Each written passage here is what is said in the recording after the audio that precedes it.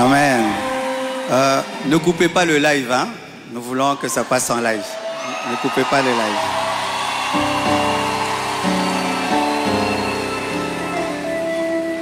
Tout d'abord, j'aimerais recevoir le pasteur Di Bobo qui nous honorait de sa présence. Il va se tenir debout. Merci beaucoup. Un homme de Dieu formidable. Quand on a reçu les appels, tout le monde voulait rester à Kinshasa. Il est allé à Lodja, c'est ça? Il est allé à Bangui. Et là-bas, il a fait un grand travail. Ça fait des années, mais je suis très heureux de le revoir aujourd'hui. Et c'est pour moi un signe prophétique d'un recommencement, de te voir. Merci beaucoup. Je bénis aussi la présence de mon fils Peter qui est là. Et bientôt, nous irons à Pointe-Noire pour un grand travail. Merci beaucoup. Alors, j'aimerais vous dire qu'après le séminaire, après 25 matins, nous aurons équilibre. Après équilibre, nous aurons un séminaire qu'on appelle Profondeur avec le pasteur Sanogo. Donc, on a 3 grandes actions. Alléluia. Aussi, mon 8e livre est disponible pendant ces 25 matins. 30 clés pour transformer la souffrance en force. 30 clés pour transformer la souffrance en force. Comment tu peux transformer la mer rouge en tapis rouge. Vous savez ce qui m'est arrivé, le départ de Maman Blanche. Et Dieu m'a enseigné des choses pour sortir de cette grande douleur. Et j'ai écrit cela dans ce livre. Tu as perdu un proche, tu as perdu un ami, tu as perdu quelqu'un. Lis ce livre, tu pourras sortir du deuil parce qu'il y a des gens qui ne veulent pas sortir du deuil. Dieu veut que tu sortes du deuil parce qu'il y a un projet d'avenir pour toi. Amen. Alors, vous remarquez la présence de quelqu'un à côté de moi.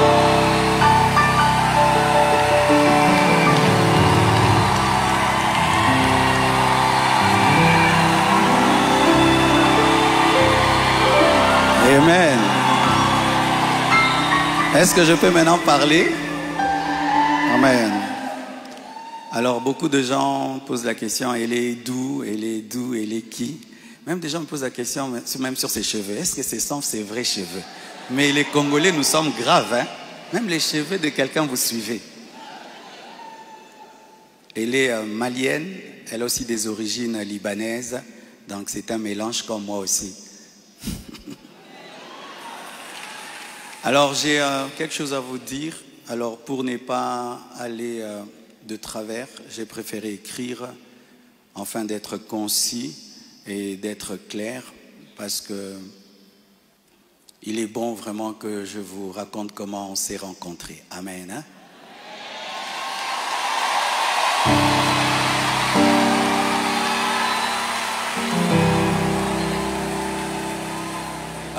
Est-ce qu'il y a quelqu'un qui parle en lingala? J'aimerais aussi que ceux qui parlent le lingala entendent. Qui interprète bien le lingala et qui est bien habillé?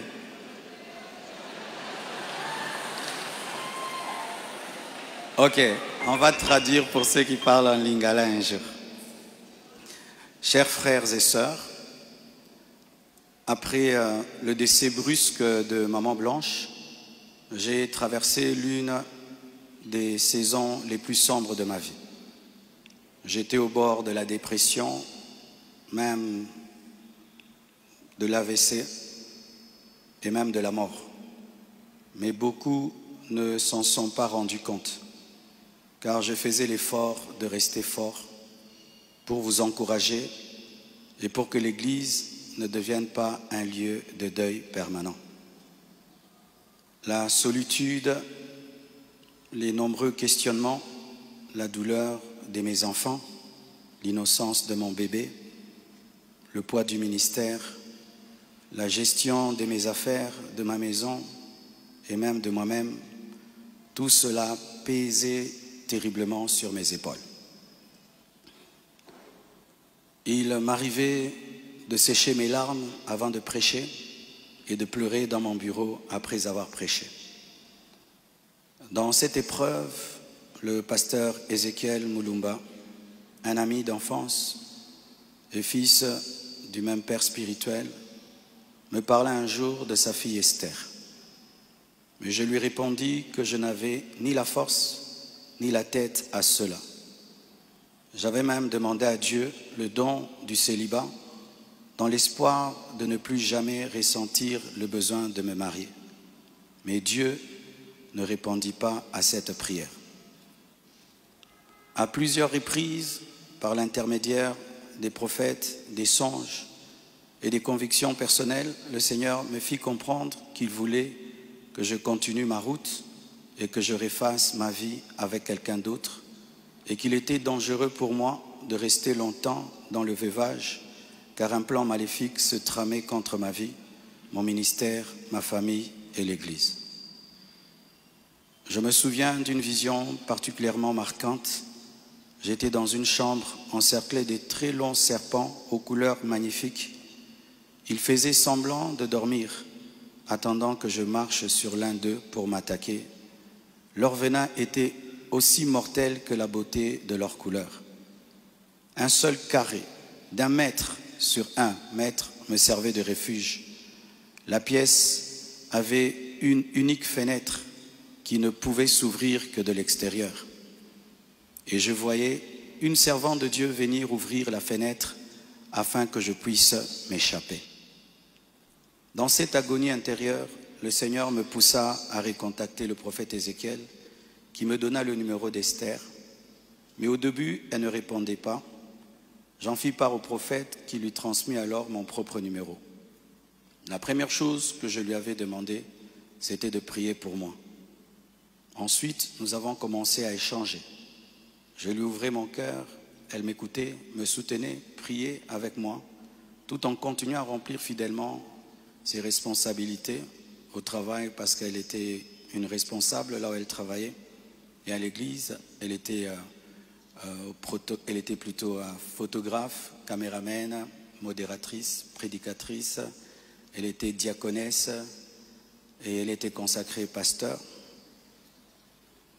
Et elle continue à remplir fidèlement ses responsabilités au travail à l'église, même très tard la nuit quand j'avais des insomnies et malgré le décalage horaire de 5 et 6 heures. Au fil du temps, une relation sincère est née. Une flamme s'est allumée et dans mon cœur, j'ai eu l'assurance que c'était elle. J'en ai parlé à son pasteur, à mes parents, à mes pères spirituels et à mes amis, afin de ne rien faire sans rédévabilité, conseils et prières des autres. Même mes enfants ont été associés. Ils ont souhaité la rencontrer, ce qui s'est fait selon le timing de Dieu à Bruxelles. Le Seigneur m'avait parlé d'une période d'1 an. Il ne l'a pas dit qu'à moi, mais à d'autres, y compris certains d'entre vous. Plusieurs ont même reçu des détails précis la concernant, ce qui confirmait ma direction. C'est pourquoi le mariage a été célébré le mercredi 23 juillet en Belgique. J'aurais aimé qu'il ait lieu à Kinshasa, mais cela aurait été trop coûteux et compliqué à organiser. Je comprends que certains aient été surpris ou même blessés par cette démarche qu'ils trouvent très rapide, mais sachez que pour vous, c'est une année. Mais moi, j'ai senti que j'ai fait 3 ans, tellement que c'était terrible, mais je ne pouvais pas, sur cette chair, vous relater ma vie. Si cela vous a offensé, je vous présente mes excuses les plus sincères, mais sachez ceci, le Seigneur s'est servi d'Esther pour que mes enfants, après avoir perdu leur mère, ne perdent pas leur père, pour que la compassion ait toujours un pasteur debout. Je l'aime profondément.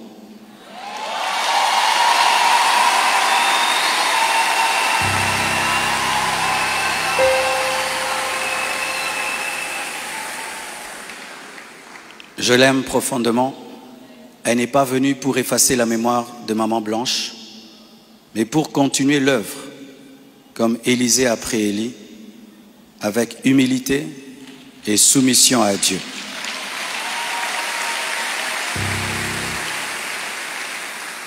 Priez pour elle. Elle est étrangère. C'est sa première fois d'être au Congo.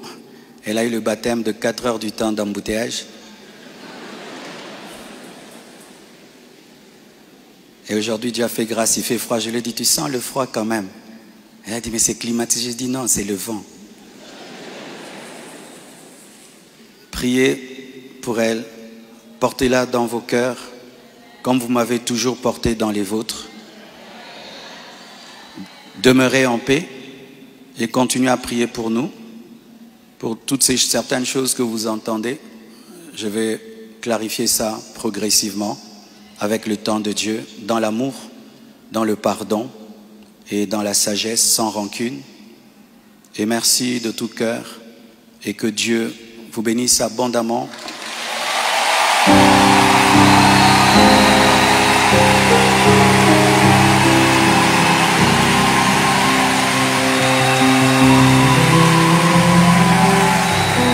Pour votre soutien, vous avez prouvé au monde que vous êtes une église mature.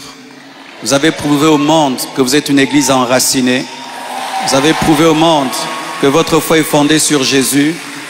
Vous avez prouvé au monde que vous êtes une église 4 x 4, une armée de Dieu.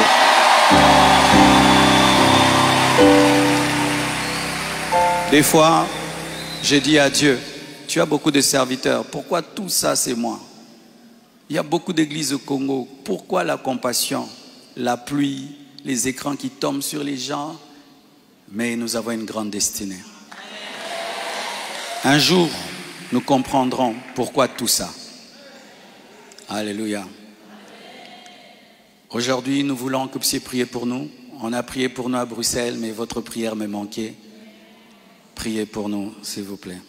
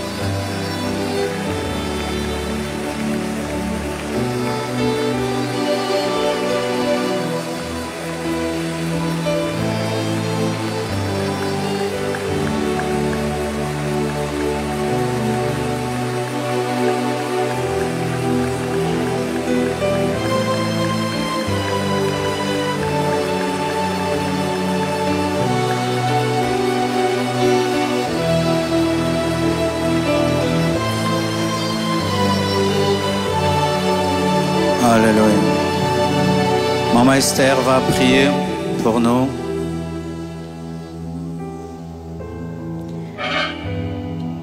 Seigneur, nous voulons te rendre grâce ce matin pour cette première journée, ce premier matin des 25 matins. Nous te rendons grâce éternelle pour tout ce qui a pris place en ce lieu. Nous te disons merci Seigneur parce que nous avons déjà expérimenté ta présence. Nous pouvons palper et sentir ta présence en ce lieu. Et pour cela, nous te rendons des actions de grâce. Nous ne prenons pas part pour acquis ta présence, mais nous savons que c'est un privilège que tu nous accordes de la manifester en ce lieu. Et c'est pourquoi ce matin, nous te disons merci. Nous te recommandons également les restants des 25 matins. Nous prions, Seigneur mon Dieu, que nous puissions expérimenter ta présence jour après jour et davantage en ce lieu. Que nous allions dans une profondeur de ta présence. Nous allions encore plus en profondeur dans ta présence. Que nous expérimentions, Seigneur, une dimension que nous n'avons jamais expérimentée auparavant. Et que, Seigneur, tout un chacun ici présent qui a délaissé sa demeure pour venir en ce lieu, et toute l'Église Compassion rentre dans une nouvelle saison à partir d'aujourd'hui. Nous recommandons, Seigneur, tous les orateurs qui vont fouler cet autel, Seigneur.